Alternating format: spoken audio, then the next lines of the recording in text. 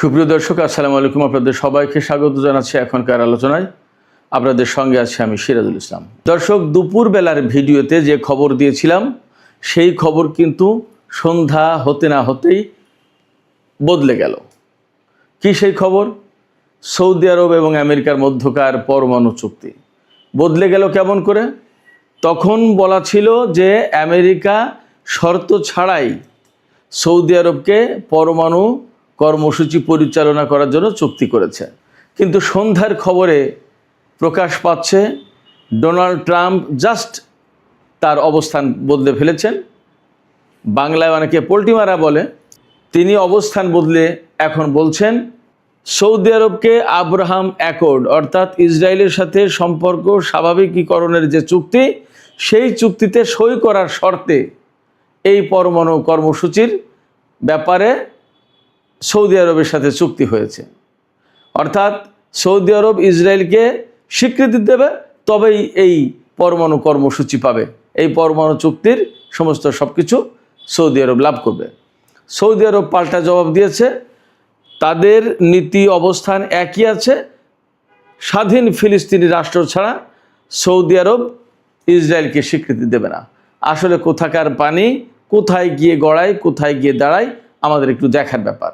এপাশে সামাজিক যোগাযোগ মাধ্যম এক্সে একটা খবর দেখলাম, ইরানের দক্ষিণাঞ্চল থেকে আমেরিকার স্পেশাল ফোর্স ডেল্টা ফোর্সের 50 জন সদস্যকে আটক করেছে ইরান। এই খবরের বাস্তবতা স্বাধীনভাবে এখনও যাচাই করা যায়নি। তবে এই খবর যখন বের হচ্ছে তার আগের খবর হচ্ছে আমেরিকা ইরানের উপরে স্থল অভিযান চালাবে, সেই ব্যাপারে ব্যাপক প্রস্তুতি নিচ্ছে। এর অংশ হিসেবে আমেরিকা এবং ব্রিটেনে বিপুল সংখ্যক যুদ্ধ বিমান এবং বোমারু বিমান হাই অ্যালার্ট অর্থাৎ উচ্চ সতর্ক অবস্থায় রাখা হয়েছে। এর সাথে মেডিকেল টিমও রাখা হয়েছে। এদিকে ইরান কি করছে? ইরান যা করছে তা হচ্ছে এই উপকূলীয় অঞ্চলের সাধারণ লোকজনের ভেতরেও গুলি এবং অস্ত্র বিতরণ করেছে। পাশাপাশি ইরানি মিডিয়ায় খবর বের হয়েছে যে হেলিকপ্টার দেখলেই গুলি করবে লোকজনকে আহ্বান জানিয়েছে। আমি গতকাল অথবা পরশুর একটা ভিডিওতে বলেছি যে ইরান উপকূলীয় অঞ্চল জুড়ে 10,000 স্নাইপার মোতায়েন করেছে। শুধু তাই না, সম্ভাব্য স্থল অভিযান মোকাবেলার জন্য ইরান সামরিকভাবে পূর্ণ প্রস্তুতি নিয়ে রেখেছে। আমি কিন্তু গতকাল অথবা পরশু দিনের আর একটা ভিডিওতে বলেছিলাম ইরান ইরাক এবং কুয়েতের সীমান্তবর্তী অঞ্চলে তার পদাতিক বাহিনী পাঠিয়েছে, ট্যাঙ্ক, সাজোয়াজান এবং স্থলযুদ্ধের জন্য যা যা লাগে এরকম সমস্ত সব কিছু পাঠিয়েছে। এদিকে আমেরিকার প্রেসিডেন্ট ডোনাল্ড ট্রাম্প ইরানের বিদ্যুৎ স্থাপনায় হামলার যে হুমকি দিয়েছে তার জবাবে ইরান বলেছে, ইরানের গণমাধ্যমে একদম মেইন স্ট্রিমের গণমাধ্যমে খবর এসেছে সংযুক্ত আরব আমিরাত, কাতার এবং সৌদি আরবের 4টা বিদ্যুৎ কেন্দ্রে হামলা চালাবে বলে ইরান একদম পরিষ্কার ঘোষণা করেছে। এই 4টা বিদ্যুৎ কেন্দ্র সংযুক্ত আরব আমিরাত, কাতার এবং সৌদি আরবের 4টি বিমান ঘাঁটির বিদ্যুৎ সাপ্লাই দিয়ে থাকে। তার মানে হচ্ছে আমেরিকা যেভাবে ইরানের উপর হামলা চালাতে যাচ্ছে ইরান ঠিক সেইভাবেই জবাব দেবে। এ কারণে সম্ভবত পররাষ্ট্রমন্ত্রী সাইদ আব্বাস আরাকচি বলেছেন চোখের বদলে চোখ, এই নীতি এখন থেকে ইরানের সামরিক বাহিনী অনুসরণ করবে।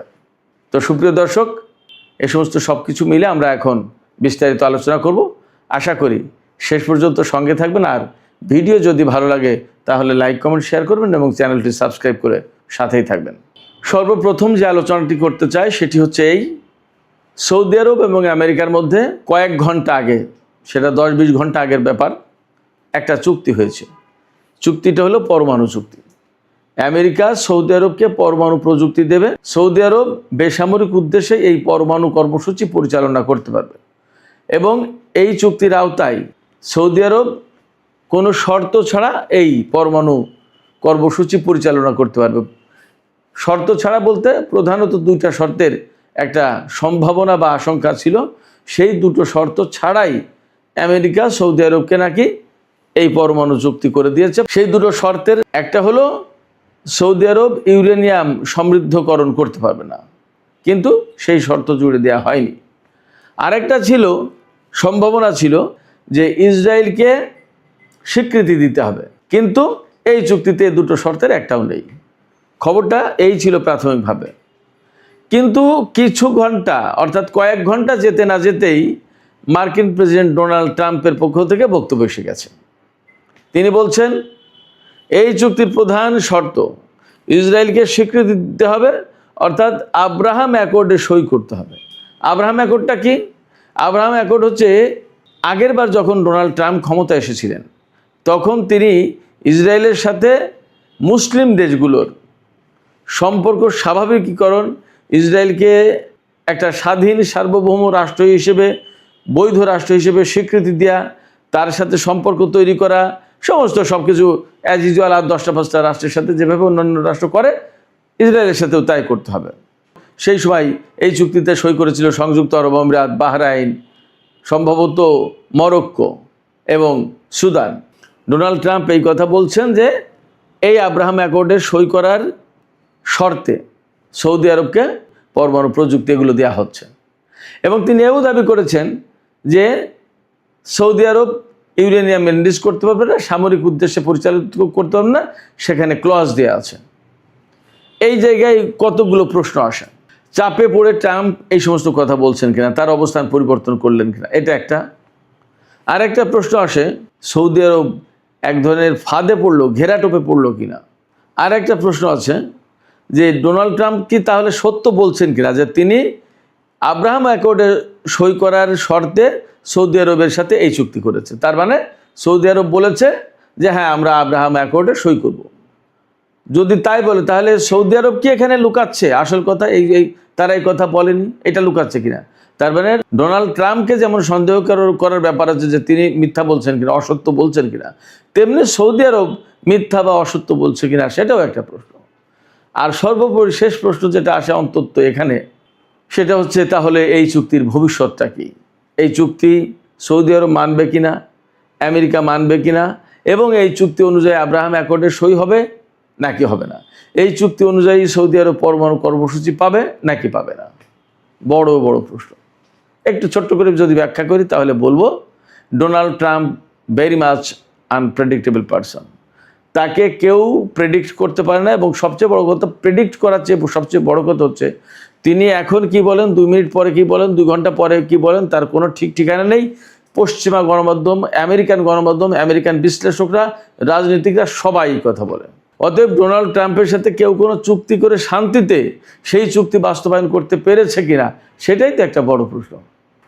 এই চুক্তির ভাগ্য কি ইরানের চুক্তির মতো হবে কিনা? অর্থাৎ ইরানের সাথে চুক্তি করলো, 2 দিন পরে সেই চুক্তি আর মানলো না। সৌদি আরবের সাথে যে চুক্তি করলো সেই চুক্তিও কি 2 দিন পরে ডোনাল্ড ট্রাম্প বলবে যে না আমরা এই চুক্তি মানি না, ডিল ইজ ওভার? তার কিন্তু একটা আলামত দেখা যাচ্ছে।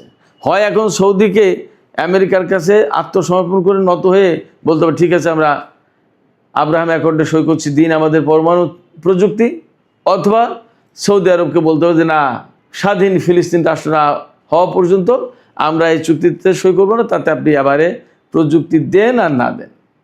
তবে এখানে চূড়ান্তভাবে যে কথা বলা যাবে সেটা হচ্ছে সৌদি আরব এবং আমেরিকার মধ্যে যে পরমাণু বিষয়ক চুক্তি হয়েছে সেই চুক্তি এখন প্রশ্নের ঊর্ধ্বে নয়। এই নিয়ে নানা প্রশ্ন আছে। সবচেয়ে বড় প্রশ্ন হচ্ছে এই চুক্তি করতে গিয়ে সৌদি আরব আমেরিকার কাছে নতুন করে ফাঁদে পড়লো কিনা। সময় বলবে, আমরা অপেক্ষা করি। সুপ্রিয় দর্শক, এবার ইরান আমেরিকা এই প্রসঙ্গে চলে আসি। খুব সম্প্রতি রিপোর্ট বের হয়েছে, মার্কিন কেন্দ্রীয় গোয়েন্দা সংস্থা যেটা সিআইএ, তাদের কয়েকটা ঘাঁটিতে হামলা চালিয়ে তছনছ করে দিয়েছে ইরান। সেই ঘাঁটিগুলো কোথায়? সেই ঘাঁটিগুলো মধ্যপ্রাচ্যের দেশে, সৌদি আরব থেকে শুরু করে বিভিন্ন দেশে সিআইএর ঘাঁটি আছে।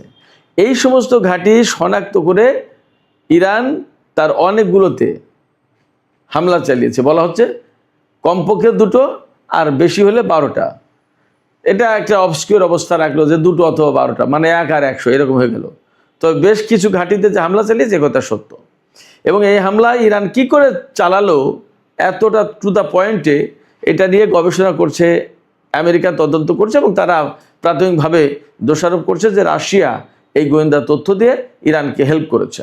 আমেরিকা বা পাশ্চাত্যের একটা সমস্যা হচ্ছে ইরান যে নিজেরা গোয়েন্দা তথ্য সংগ্রহ করে কাজ করতে পারে এটা তারা বিশ্বাস করতেছে না। ইরান যে সামরিক দিকে অনেক বেশি শক্তিশালী হয়েছে এবং তাদেরকে যে বড় রকমের বিপদে ফেলতে পারে এগুলো তারা স্বীকারই করতে চায় না।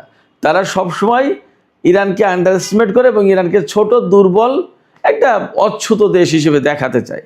কিন্তু মধ্যপ্রাচ্যে যে ইরানের কাছে তারা এত বিরাট চ্যালেঞ্জের মুখে পড়েছে একথা তারা স্বীকার করতে চায় না, দেখছে বাট প্রকাশ করবে না। কেন?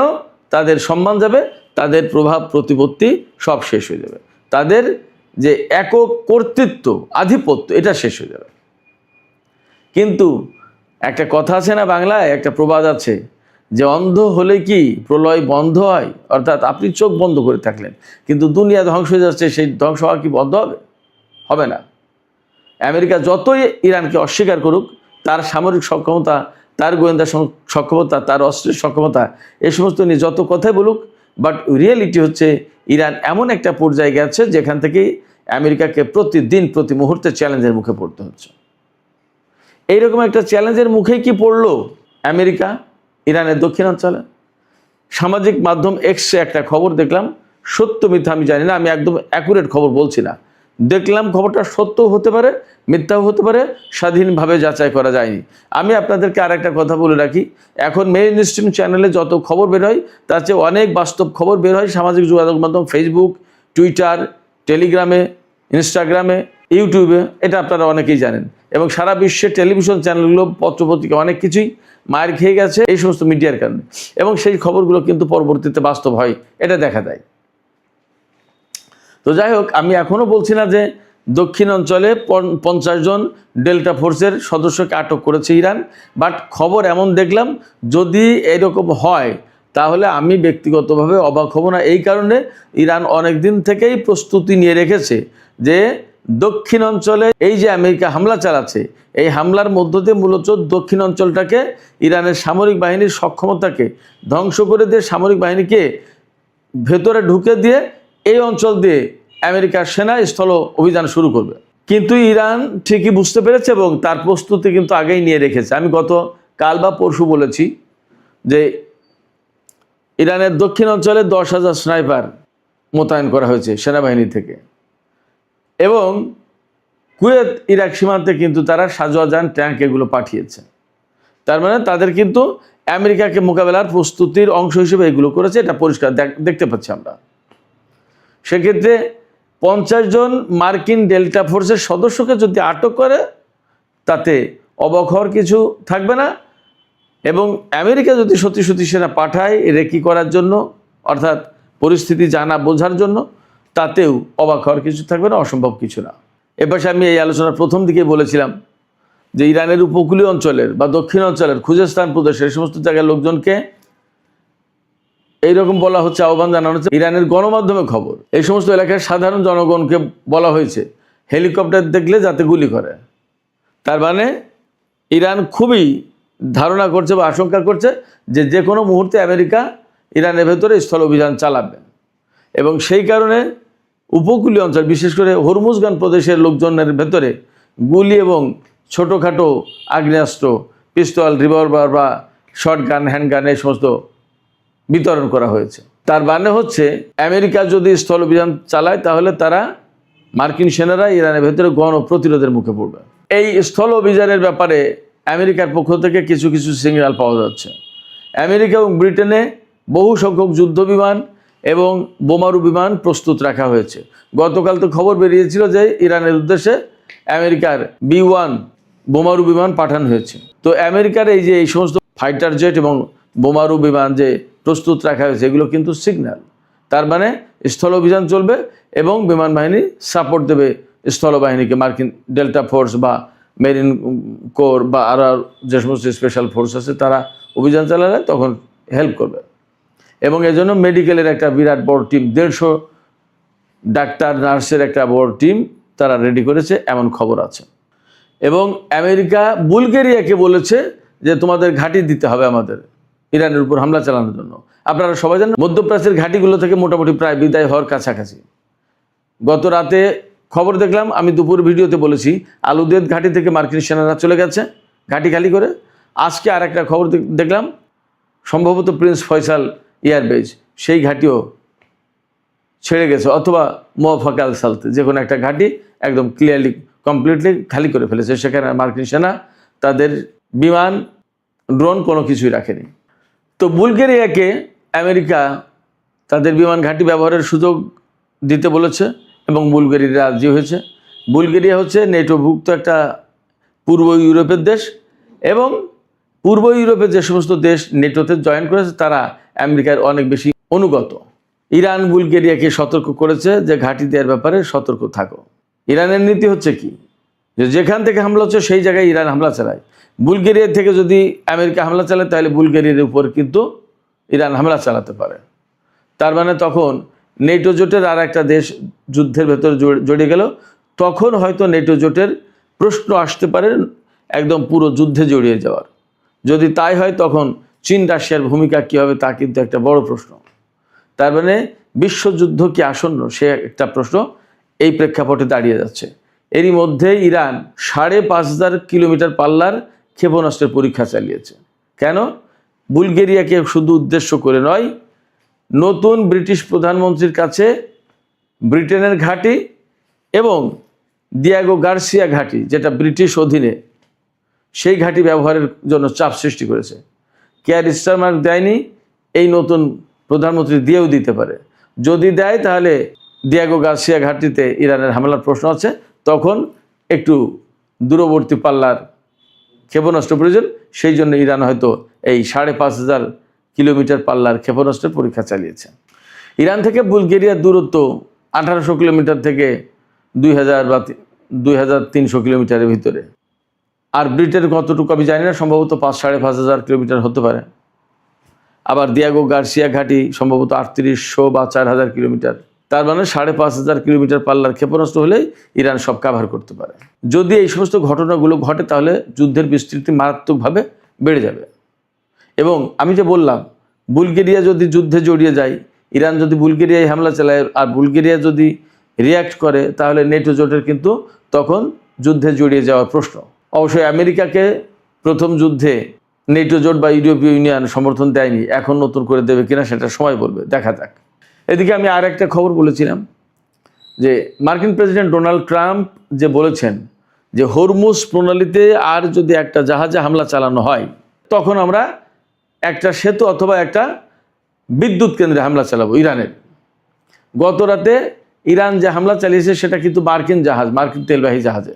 এর জবাবে কিন্তু ইরানের কোনো বিদ্যুৎ স্থাপনায় হামলা চালিয়েছে তা কিন্তু জানা যায়নি, পাওয়া যায়নি খোঁজ। আমেরিকার যে হুমকি, এই হুমকির জবাবে ইরান কিন্তু বলে রেখেছে আমেরিকা যদি ইরানের বিদ্যুৎ কেন্দ্রে হামলা চালায় তাহলে ইরান মধ্যপ্রাচ্যের অন্তত ৪টি বিদ্যুৎ কেন্দ্রে হামলা চালাবে। সেই বিদ্যুৎ কেন্দ্রগুলোর একটি হচ্ছে আল তাওবিলা বিদ্যুৎ কেন্দ্র, এটা দুবাইয়ে সংযুক্ত আরব আমিরাতে অবস্থিত। এই বিদ্যুৎ কেন্দ্র থেকে আল জাফরা বিমান ঘাঁটিতে বিদ্যুৎ সরবরাহ করা হয় আমেরিকার ঘাঁটিতে। আর একটা বিদ্যুৎ কেন্দ্র নাম হচ্ছে দেওয়া, DWA। এই বিদ্যুৎ কেন্দ্র থেকে আমেরিকার মিনহাদ বিমান ঘাঁটি সংযুক্ত আরব আমিরাতে, এই বিমান ঘাঁটিতে বিদ্যুৎ সরবরাহ করা হয়। তার মানে এই বিদ্যুৎ কেন্দ্র টার্গেট করবে ইরান, সংযুক্ত আরব আমিরাতে এই দুটো। কাতারের রাস লাফান বিদ্যুৎ কেন্দ্রে হামলা চালানোর হুমকি দিয়েছে ইরান। এই বিদ্যুৎ কেন্দ্র থেকে আল উদেদ বিমান ঘাঁটিতে বিদ্যুৎ সরবরাহ করা হয়। আর সৌদি আরবের রিয়াদ পাওয়ার প্ল্যান্ট, এই বিদ্যুৎ কেন্দ্রে হামলা চালানোর হুমকি দিয়েছে ইরান। এই বিদ্যুৎ কেন্দ্র থেকে প্রিন্স সুলতান এয়ারবেজ, সৌদি আরবে যেটা, মার্কিন এই বিমান ঘাঁটিতে বিদ্যুৎ সরবরাহ করা হয়। তার মানে মধ্যপ্রাচ্যের খুব গুরুত্বপূর্ণ 4টি বিমান ঘাঁটিতে যে সমস্ত বিদ্যুৎ কেন্দ্র বিদ্যুৎ সরবরাহ করে, সেই সমস্ত বিদ্যুৎ কেন্দ্রের উপরে ইরান হামলা চালানোর হুমকি দিয়েছে। তো সামগ্রিক পরিস্থিতিতে যা বোঝা যাচ্ছে, মধ্যপ্রাচ্যে আমেরিকার অবস্থা যথেষ্ট নাজুক। ইরান এখন যে কথা বলছে যে মধ্যপ্রাচ্য থেকে সম্পূর্ণভাবে মার্কিন সেনা চলে না যাওয়া পর্যন্ত এই হামলা বন্ধ হবে না। তার মানে ইরান ধরে নিয়েছে যে যে পরিস্থিতি তৈরি করেছে, আমি গতকালকে একটা ভিডিওতে বলেছিলাম যে মধ্যপ্রাচ্যের সমস্ত দেশ থেকে তাড়িয়ে গুটিয়ে আস্তে আস্তে ইসরায়েলের দিকে নিয়ে যাচ্ছে ইরান। আর মধ্যপ্রাচ্যের অনেকগুলো ঘাঁটি কিন্তু খালি করে ফেলেছে। ব্যাপারটা যদি তাই হয়, তাহলে এই সমস্ত ঘাঁটির পরিণতি কী? ইরান সহজে এখানে ফিরতে দেবে না। তাহলে দাঁড়াচ্ছে পরিস্থিতি এই রকম, মধ্যপ্রাচ্য থেকে আমেরিকা চলে যাবে কিনা, মধ্যপ্রাচ্যের বিভিন্ন ঘাঁটি থেকে আমেরিকার সেনা থেকে প্রত্যাহার করবে কিনা, চূড়ান্তভাবে মধ্যপ্রাচ্যে আদৌ আমেরিকার সামরিক উপস্থিতি আর থাকবে কিনা, সেই প্রশ্ন এখন বড় হয়ে দেখা দিয়েছে। সুপ্রিয় দর্শক, এখনকার আলোচনা এখানে শেষ করতে চাইছি। আপনাদের কাছে আমি এই একই প্রশ্ন রেখে গেলাম যে আপনারা কি মনে করেন যে মধ্যপ্রাচ্য থেকে আসলেই আমেরিকার চলে যাওয়ার কোনো প্রশ্ন সামনে এসে দাঁড়িয়েছে? আপনাদের কি মনে হয়? আপনাদের মতামত ভিডিও কমেন্টে জানাতে পারেন। আর ভিডিও ভালো লাগলে লাইক, কমেন্ট, শেয়ার করবেন এবং চ্যানেলটি সাবস্ক্রাইব করে সাথেই থাকবেন। সুপ্রিয় দর্শক, এখনকার মতো আলোচনা এখানেই শেষ করতে চাইছি। আপনারা সবাই অনেক অনেক ভালো থাকুন। আল্লাহ হাফেজ।